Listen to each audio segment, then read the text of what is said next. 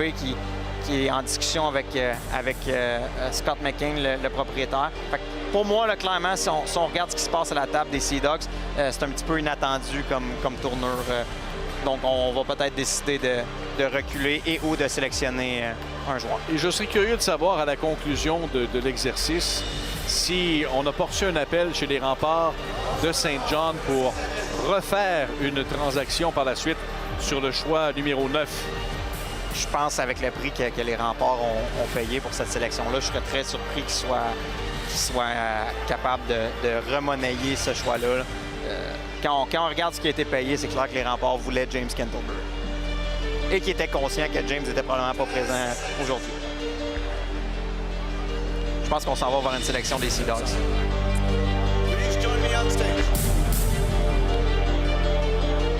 Alors voilà confirmé. Les vraisemblablement négociations de dernière minute n'ont pas mené à rien. Et on va aller choisir pour une deuxième fois. C'est un choix qui appartenait originalement aux Screaming Eagles du Cap-Breton.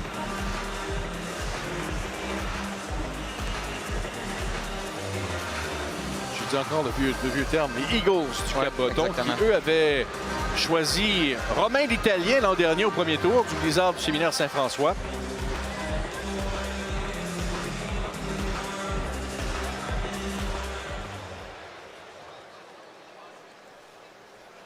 The St. John Sea Dogs are very proud to select. Les Sea Dogs de St. John sont très fiers de sélectionner des Vikings de Saint-Eustache M18-3A, Nolan Héroux.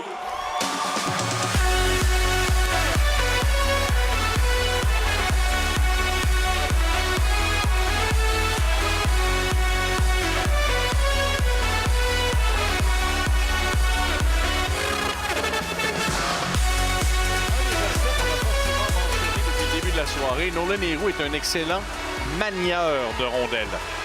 Puis j'ajouterais même en espace restreint. Puis c'est clairement une de ses forces. C'est un patineur qui est très dynamique dans ses changements de direction, mais pour protéger sa rondelle. Puis avec le gabarit qu'il a, ça va être un défi pour lui de le faire au prochain niveau, mais de bien protéger sa rondelle, de cacher sa rondelle, de ne pas l'exposer à ses adversaires. Ça prend des habiletés avec la rondelle.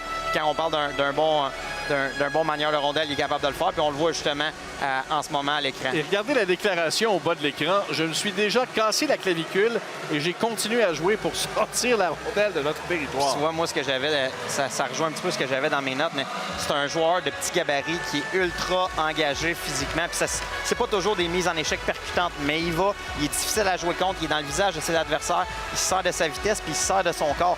L'engagement physique, malgré un petit gabarit, mais pour moi, c'est clair que ça démontre du caractère. C'est un peu ça qui est attrayant pour les Sea Dogs.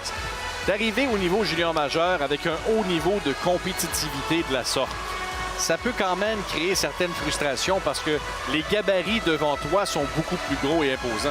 Oui, puis ça prend de la maturité, puis ça prend un joueur qui est capable de relativiser les choses, de dire, bon, ben je travaille fort, je fais ce que je peux, mais au final, je suis quand même désavantagé contre un joueur de 19-20 ans qui est 6 pieds 4, qui est 200 livres. Puis ça, des fois, ben, ça fait partie de la maturité, ça fait partie de l'adversité, de dire qu'est-ce que je peux faire. Bien, des fois, la réponse, c'est tu peux pas en faire plus. C'est juste le temps qui attend d'être mature. Fait que des fois, les joueurs ont peut-être l'impression de se battre à armes inégales, mais au final, quand ils ont du caractère, un peu comme Nolan Héroux, c'est des joueurs qui abandonneront pas, qui sont voués à progresser. Puis, si on parlait de plafond, je pense que lui, son plafond de développement est élevé. Au mois de décembre, il était listé à 5 et 7,5 et 150 livres. Il est maintenant à 5 et 9, 152 dans ses dernières mesures.